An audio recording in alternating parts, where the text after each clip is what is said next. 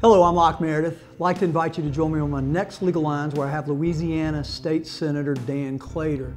Dan's running for Congress. Dan's going to talk to us about his guiding principles. Maximum freedom with maximum responsibility, limited government, and to the extent you need government at the state and local levels because it's more close to the people that are being regulated. He's also going to talk to us about how he's going to communicate with the other side and work towards solutions one step at a time. So join us on the next Legal Lines with Louisiana Senator Dan Claitor.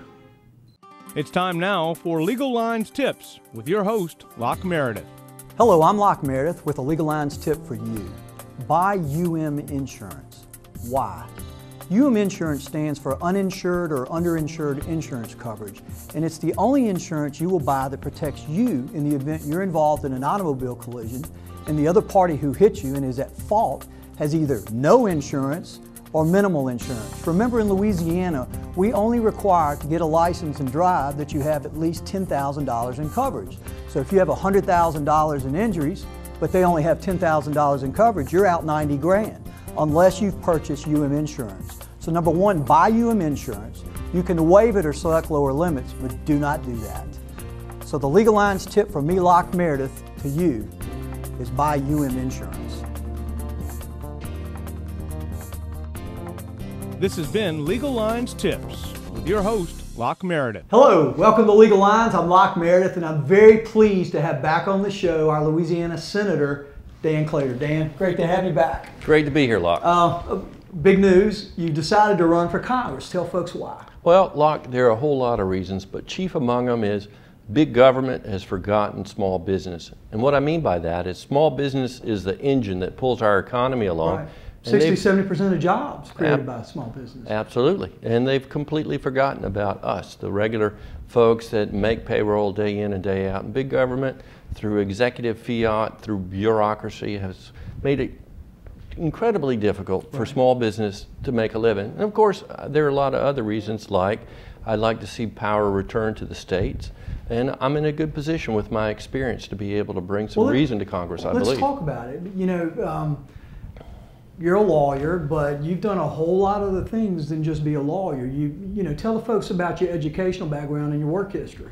Well, some people might find it kind of odd for me to back up to high school, but I have a public high school education. You and I together. Yeah, and it was a great education that we got back in the 70s. From there, I went on to LSU and I got a degree in finance. What does that have to do with government service? Well, a big part of what I learned in school and now being a regular citizen is that we need a free market. We don't need a market that's rigged in favor of big business, and we don't need a market that has all these disincentives for us to continue to work. So there has to be competition. Absolutely.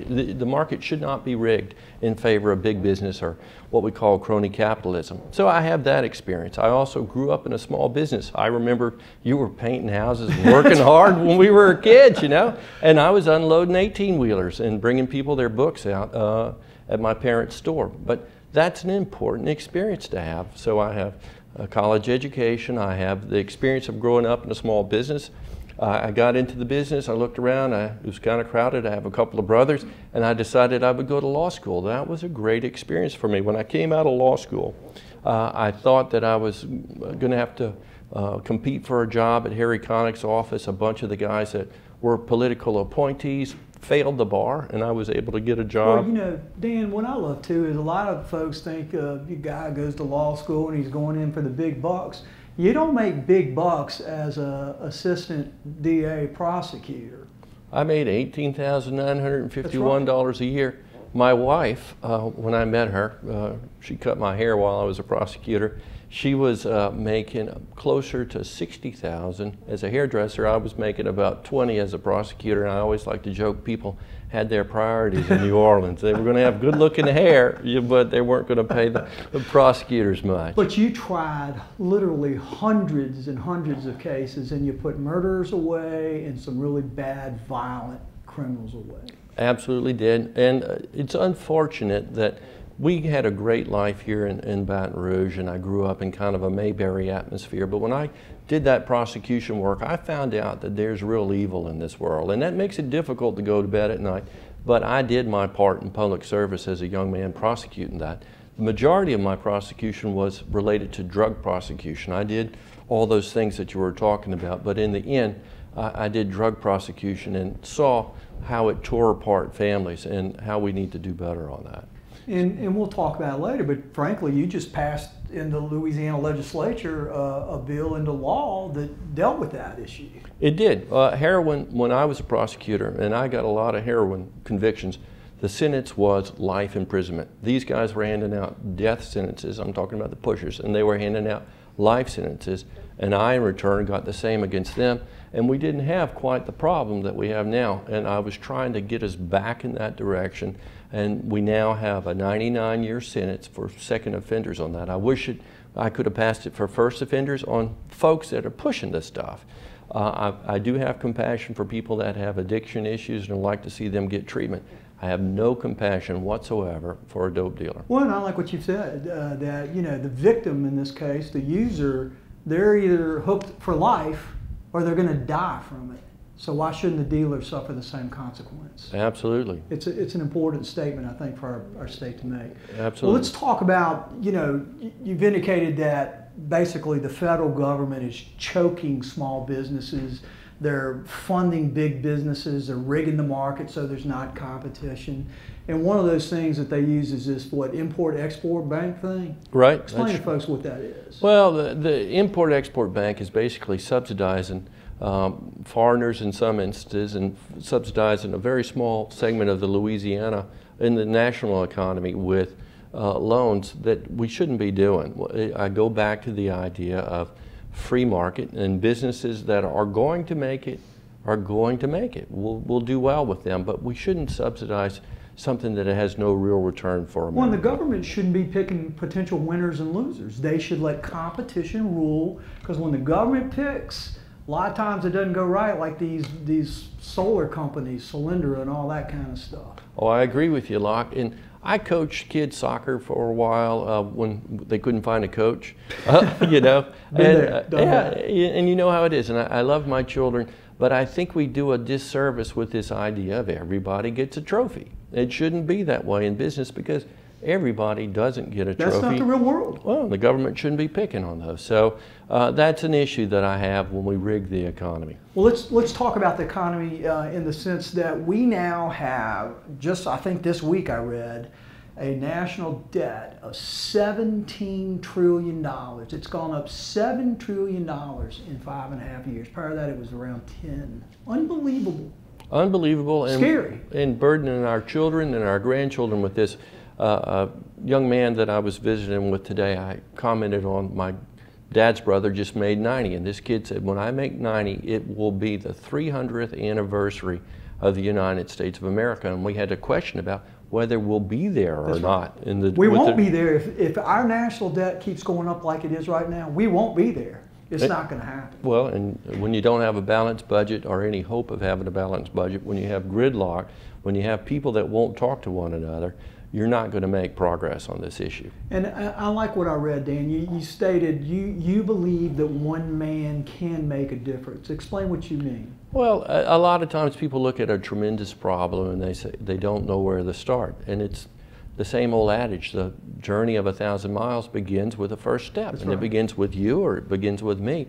But if we have that fatalistic attitude of we can't do anything, we won't get anywhere. I believe in America. I believe in you. I believe in your children. I believe in my children.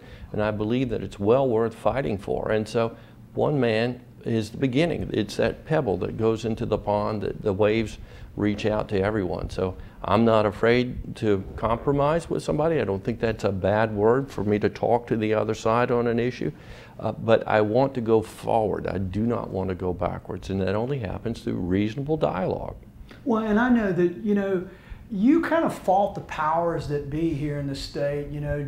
Governor General didn't support you. You still won very, very significant victory. You unopposed this last run that you ran. So we'll continue that on the next segment. You're a man of independence. This is Locke Meredith Legal Lines. Our Louisiana Senator Dan Claitor. We'll be right back.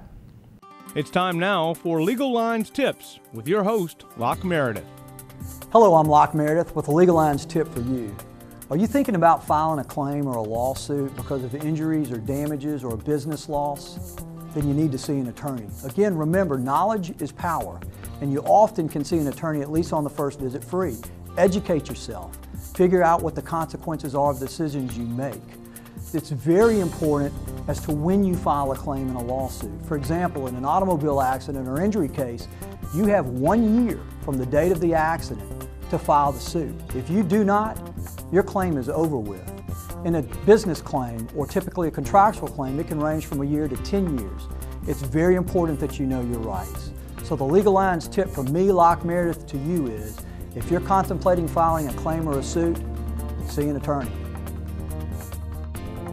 This has been Legal Lines Tips with your host, Locke Meredith. Welcome back to Legal Lines. I'm Locke Meredith. Again, very pleased to have back on the show our Louisiana Senator Dan Claitor. Dan is running for Congress to replace Bill Cassidy, who's running for the Senate. Let's talk about the fact, I frankly, just kind of plugged you in the sense that you're an independent guy, and the truth is you are. Give folks an example of what you do that doesn't always follow the norm. Sure. Well, on the independent side, I think part of that independence comes from, and I don't mean it be derogatory about anybody else, but I read the bills, and so I study the information, and I don't need somebody spoon-feeding to me, this is the party line or not the party line, and that I know what my constituency back home is interested in hearing about. So I read the bills, and that frequently means that I'm not voting with everybody else on issues that come out there. And you have to read them quickly sometimes in the process. That's right. System sometimes kind of stacked against you. It is, and I do my best, and I don't get it right every time, but I get it right most of the time. And an issue of, as far as taking it on your own, sometimes we had an issue about the developmental disability crowd and what was going on with their funding in the Senate Finance Committee. Right. And I asked the chairman, I said, are we taking away funding from the developmental disability community and giving it to a racetrack in New Orleans? He said, yes. I said, I'm not for that. Turned out I was only vote against it in committee, but by the time it got to the floor, there was a decision to put the funding back in there. And that's just one example of having to stand alone sometimes, but it's not that I'm trying to be contrarian. I'm trying to represent my people and do the best that I can. But following the pack isn't always the right thing to do. No, it's not. It's hard to be independent. Let's talk about the fact that regulation by the federal government right now is hurting Louisianans. Absolutely. It's stifling in so many ways, not only individuals and businesses, but even our local governments. Absolutely. A prime example, and it's one that everybody's familiar with, is Obamacare. Obamacare is killing small business, and that there's no incentive for you to grow and have more employees because you're going to fall under the Obamacare mandates. And it's so you want to stay below, what, 50, I think? Yeah. So how does that encourage growth? And we have other examples of EPA coming out with regulations where it makes it hard for our local builders to come out and build a neighborhood. We have it coming out with the Corps of Engineers of that little area is damp, you dug it up, you shouldn't have done that. And not are they going to give you a civil penalty, they're going to put you in jail. And none of this comes about through the legislative process where we're down there debating the issue and voting on it. It comes through a executive fiat. Right? Yeah, and that's not the way it's supposed to be. So somebody has to stand up and say that's not right, and that we're not going to take it. Well, let's talk about your guiding principles. I know that you absolutely believe in maximum freedom, but maximum responsibility and less government. Absolutely. I'm a believer in the Bill of Rights and limited government. Our founding fathers didn't put that in there for no reason at all. So we have certain expectations of the federal government, but at the end of the day, we just want them to stay out of our business, let the locals, the state and the local government handle their affairs. Now, there's certainly there are some good legitimate reasons for the federal government as far as defense and interstate commerce and issues. Our borders, it would be great if we would just follow the law on those particular issues and do the right thing by our people, but it is a difficult process. The Constitution, actually, you and I have discussed this, was written to protect individuals and states from the federal government. And we forget that all the time. The federal government gets in there and they continue to buttress their position and make themselves more and more indispensable and take over every aspect of your life. Take over the healthcare aspect of your life, take over where you can build and where you can't build, what you can do in almost every instance. And it has to occur through the legislative process. It should not occur through some bureaucrat pinning some regulation to hog-tie us back home on what we can do. Well, let's talk about the fact that you believe, as I understand it, that because of the Constitution, that local governments and state governments are the ones, to the extent that areas need to be regulated, that's where it needs to take place, not the federal government. Absolutely. When we came to the drilling moratorium, they made a national moratorium, and nobody drills more safely than we do here in Louisiana, but they almost completely kill an industry. Yeah, they're going to be accidents. The BP stuff was terrible, and we're doing our best to take care of that, but that didn't mean we have automobile accidents. Because we have a couple of automobile accidents doesn't mean nobody can drive anymore. We do our best to take care of that, but that is an example of the federal government saying they know better than what we do in Louisiana and almost completely killing an industry. And let's talk about the energy industry. You know, U.S. Senator David Vitter and I have discussed this, as you and I have too, that America has the energy resources to render America pretty much energy independent. We don't need oil or gas from the Middle East or elsewhere. We actually have so much that we can help our neighbors and allies over in Europe who are now being basically extorted by Russia. Correct. But we can't do it. Well, we're moving in the right direction, and that's one of these examples that I was talking about earlier about the economy being rigged in favor of the huge corporations. The huge corporations would like us not to export natural gas because they want to keep the price as low as possible for their processes. I understand that. I would like to have cheap feedstock. I'd like to have cheap gas at the pump as well, but not to the exclusion of the free market. And so we can export an appropriate amount of natural gas without putting our country at risk, and we could also go ahead and finish the pipeline and increase what we have available there. there. The Keystone. Absolutely. So that's not unreasonable. Let's talk about immigration. I mean, it's all over the news, and we were just talking about that's clearly one of the functions of the federal government, along with the states that have a boundary with our foreign neighbors. What would you do? Well, let's back up a little bit about what is actually the issue. And the issue, in my opinion, is a large part a orchestrated wedge issue in an election year to drive a wedge between Democrats and Republicans. We all are a compassionate people. This country was built on immigrants. That's right. Our folks were immigrants somewhere down the line. Right, some of us closer than others, but they followed the law. And so it's a pretty easy policy from a former prosecutor that sees the bad things that can develop from some of these things, but it's get in line, follow the law, do it right. All right, we'll continue this on the last segment. This is Locke Meredith of Legal Lines. My guest, Louisiana Senator Dan Claitor. We'll be right back. It's time now for Legal Lines Tips with your host, Locke Meredith. Hello, I'm Locke Meredith with a Legal Lines tip for you. Don't be frightened or wary of our legal system. It's a good system and it's fair. Typically the process is, whether it's a business claim or a personal injury claim or a contractual claim, is that each party presents their evidence that supports their position. Hopefully, if you have reasonable parties, they negotiate and they settle. If you cannot resolve the matter that way, you then file suit. Attorneys become involved, typically. They collect information, exchange it, ultimately negotiate, and hopefully settle it. If you cannot, then the judge or jury, they decide the issue for you. You present your evidence to them at trial, and then they make the decision. Usually it's a very good decision. The system is effective. So my Legal Lines tip from me, Locke Meredith, to you is trust the legal system. This has been Legal Lines Tips with your host, Locke Meredith. Welcome back to Legal Lines. I'm Locke Meredith. Again, very pleased to have back on the show our Louisiana Senator, Dan Claitor, who's running for Congress. Dan, we just talked about immigration as being kind of a wedge issue. Let's talk about the security concerns that arise out of the fact that we have this very porous border right now. Yeah, the facts always get in the way of the discussion, don't they? Yeah. You know, if we would just look at the facts and some of the issues. When I was a prosecutor prosecuting drug crimes, one of the common things that would always happen is they would use children as couriers, mules, and everything else within the drug process.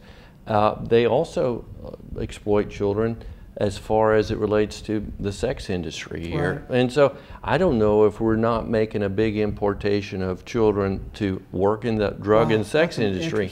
It's very scary, and on top of that, and again, I don't mean to be not compassionate on these issues. We are a compassionate nation and a people, but I'm also concerned about the health of these children and how it'll affect our population. We hear all these things that cause me concern about polio and everything else. Ebola coming in from Africa, potentially? Absolutely. So it's if we have a porous border to where we're going to have security threats, not only as it relates to these children, we've got problems with folks that come into our nation that mean us no good. Right. I'm not talking about people that just want to come live on the dole in America. I'm talking about people that mean us harm. And, you know, it's interesting, but I've been reading that everybody's focused on the kids. And look, we need to take care of the kids. They're here, and we need to take care of them. That doesn't mean they stay here for the rest of their lives, but we need to take care of them and get them home safely. But that represents 20%. So if we expect 90,000 folks over the next year or so, and that's 20% of the folks who are coming across that we catch, and apparently we only catch around 40 or 50% if we're doing good. Yeah. We're being inundated with people that we know nothing about, some who wish us harm. Absolutely. And on the children, they need to be returned and repatriated to their countries. I think that it's only fair that they be repatriated at their country's cost. We give these guys support through the federal government. At a minimum, we ought to offset from what we send them. Absolutely, and that we send them back COD on these issues. That sounds cold-hearted, but that's something that as long as we don't complain about it, it's going to continue. As long as we don't do something about it, it's going to continue. As long as we sit on our hands, it's going to continue. Well, and the bottom line is, our country is broke. I mean, we're spending $1 trillion every year more than the government collects in taxes. Absolutely. Unemployment's at an all-time high over the last several years. We have more people unemployed than ever in the history of our nation. It is. And America is still the land of opportunity. It is still the best nation in the world. It will always be the best nation in the world. And we have so much to be thankful for. And I am very thankful for this opportunity to be able to run and hopefully represent the people of this district. One of the things that people ask me, well, besides why are you running, what else do you stand for? I got to tell them I'm a pro-life, pro-Second Amendment, pro-states' rights guy. When I say pro-Second Amendment, I believe each of the amendments to the Constitution are important, and no one outweighs the other. I'm concerned about your privacy rights. Right. I'm not a one-issue guy that is focused solely on this one issue. I'm a generalist. I read the law and do the best I can to represent the people in this state.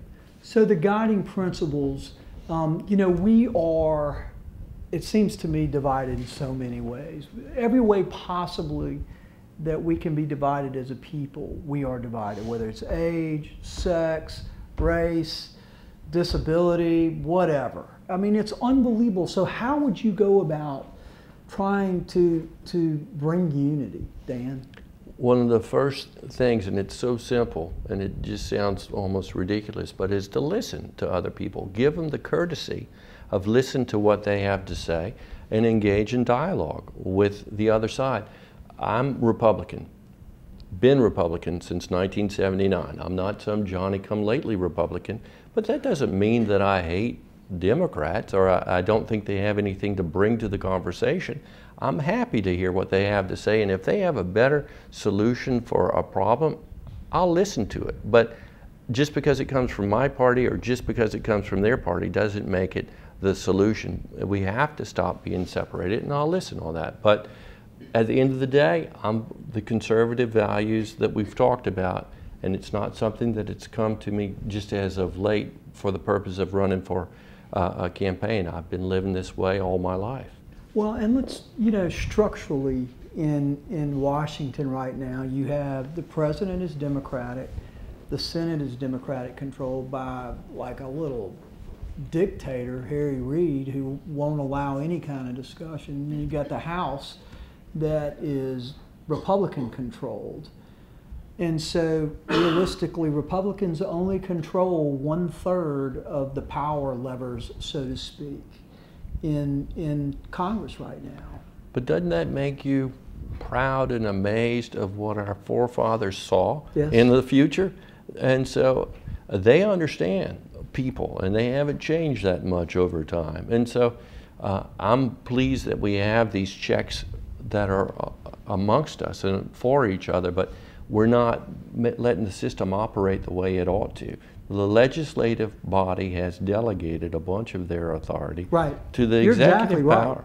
And so we have to put people there that aren't afraid to stand up and take positions. And your point is very well taken, that Congress, to avoid accountability, is basically granting via legislation these very broad, ambiguous powers to agencies or to the president, and as a result, they're giving up their power, and we now have almost a king-like president. How do we change that? One legislator at a time. We need to go and vote when the time comes to vote, and vote for people that will take a principled position and that can actually get something done and have life experiences to back that up. And I would suggest I'm a good place to start on that.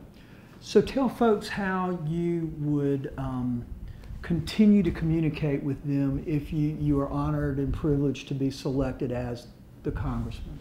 Well, if you would ask anybody now, you call my office and you want to come talk to me about an issue, I'm ready to hear what you have to say. As a lawyer, we rely on experts all the time to tell us something more than we know about a topic. So I am always looking to the public, and I'm always looking to experts in these issues. So I can't promise you that I'm going to set Washington on fire tomorrow, but I can tell you that I'll bring it in the right direction, and I'll continue to listen to the people that help me go forward. Excellent. Thank you. Dan. It was a pleasure. This is Locke Meredith Legal Lines, our Louisiana Senator Dan Claitor running for Congress. Thanks for being with us.